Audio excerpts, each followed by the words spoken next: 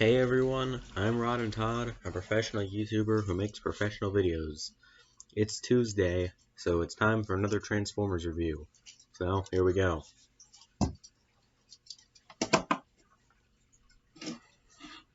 This is WFC-S10 Skytread. He was released in the deluxe size class as part of the first wave of the War for Cybertron Siege toy line. As always, we'll start with the alternate mode. So yeah guys, this is the last deluxe figure we're going to be reviewing from the first wave. There's still plenty more to go. This series is only a fraction of the way complete, but we're done with the Wave 1 deluxes after this week. So anyway, Skytread actually has two vehicle modes, as you can see here. Now you may be wondering, what is this? Is this like a 2-pack where it's two smaller figures make up one complete figure or whatever? Actually no, Skytread has this unique gimmick to where he can split into two separate vehicle modes. So basically, both of these will combine to form one larger robot. It's actually pretty neat. So let's start with this one here. So this is supposed to be a tank. As you can see, there is no turret on said tank.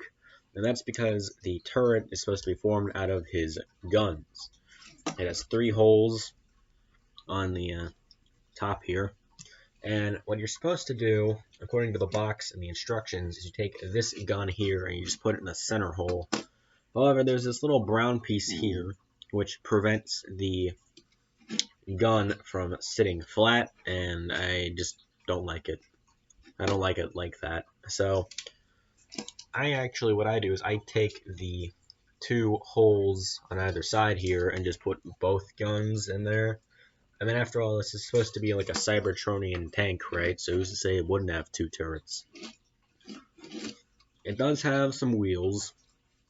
It has 4 wheels underneath. The treads are fake, and they roll freely, so you can have them roll out to fight the Autobots or whatever.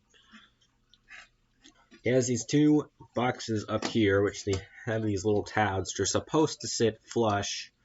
However, due to some weird plastic issues, mine do not sit flush at all. I cannot get them to stay in. I know I've been able to do it before, but they just do not want to stay in. If you don't have that problem, let me know. That would be interesting. Or if you have some way to fix it, let me know. The tank component also has some of that battle damage paint, which we've seen on some of the other figures. It has some silver paint along the sides here, which is supposed to be like the paint on the tank got scratched or whatever in a battle. Or these are like war wounds or dings or whatever. So, that looks cool. And that's really all I have to say about the tank. So, let's move on to the jet. So, his jet component, in my opinion, is the better of the two. Just because it doesn't have any weird issues or nothing will peg in correctly or to where you can't fit the weapons in the way it's supposed to be correctly or whatever. It's just a jet. It's like this maroon-ish, I guess that's how you would describe that color. It's just like maroon jet with some nice little like gold bronze accents on the wings and tail fin. A fully painted in cockpit. It's blue with the Decepticon logo on there.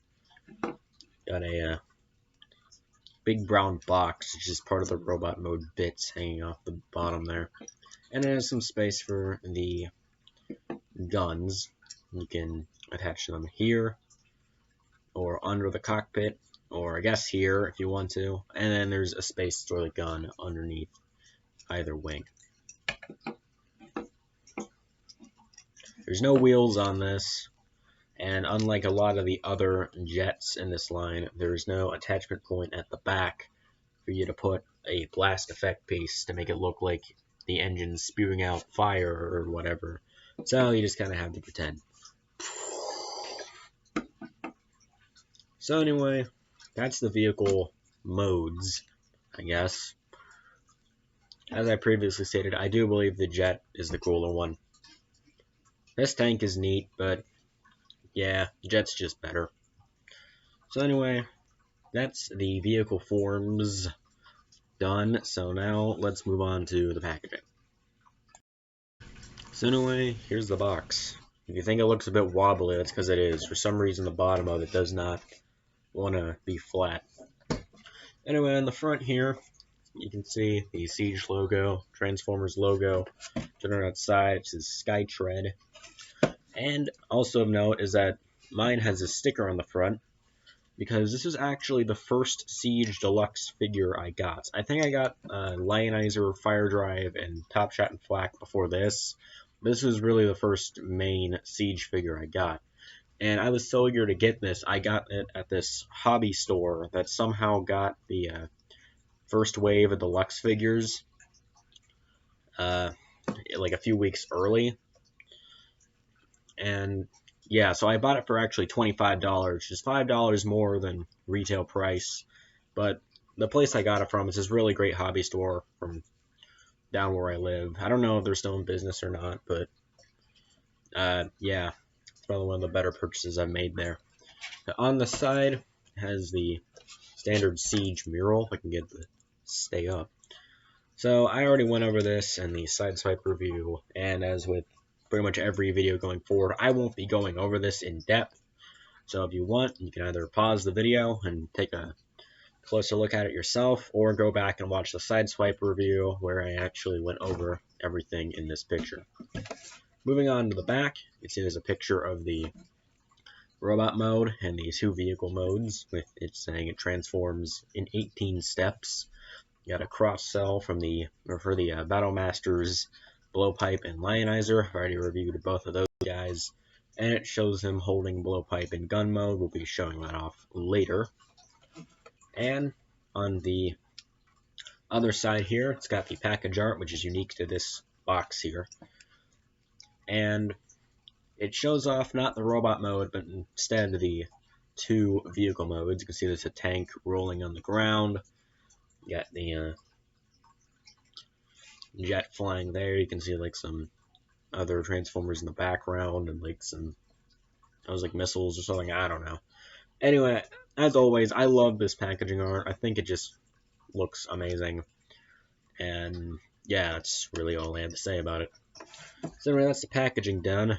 And with that out of the way, let's move on to the robot mode. So here is Skytread in his robot mode. As with a lot of these other obscure characters, we need to address the question of who is this guy?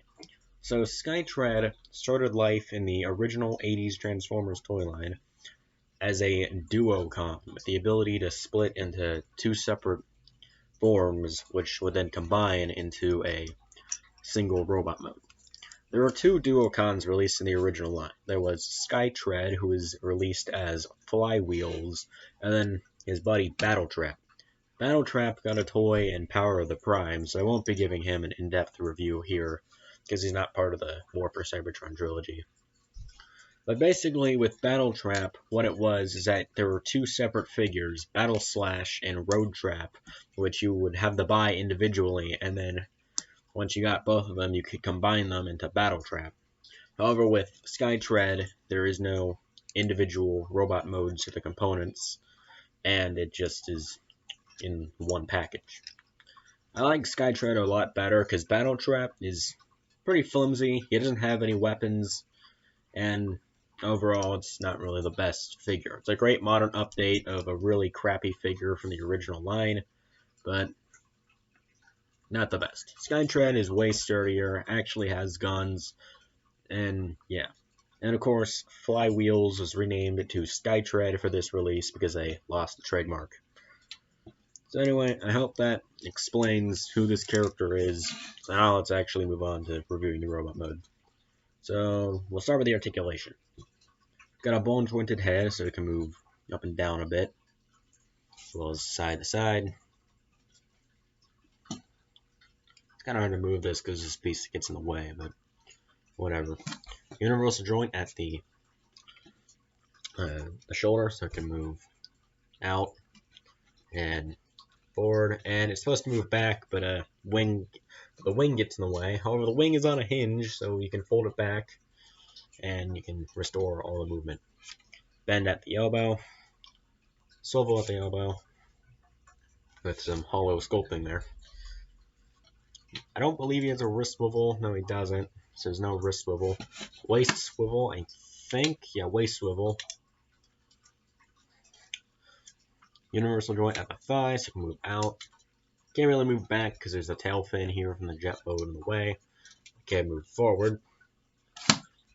Swivel at the thigh, so you can do that.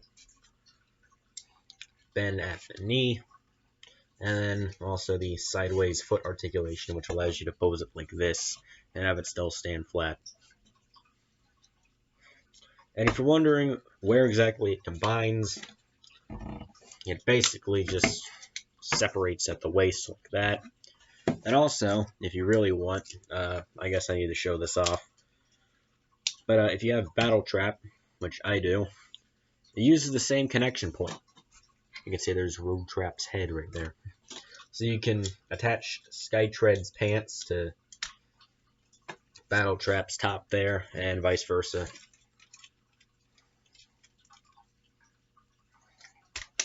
So that's just a fun little bonus. You know, let's see if I can just separate this. Yeah. Dang, it's actually in there really tight.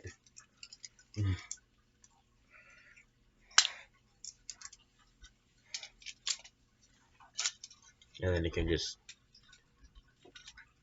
Oh. So now let's take a look at his accessories.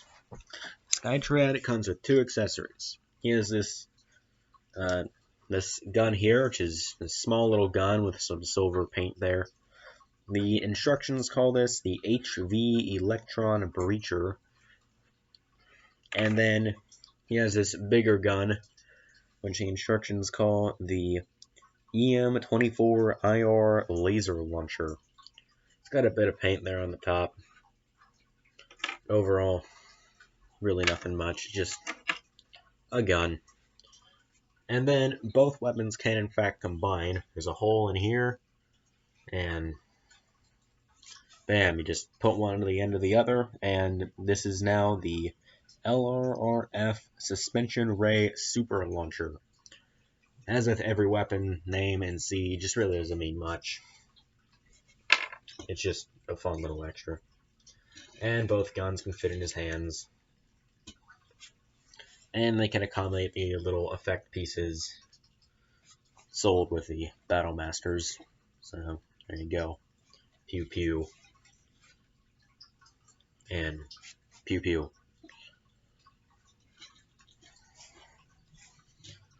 Of course, his fists can't just hold his weapons, but they can also hold any weapon from Siege, including Battle Masters, like Blowpipe.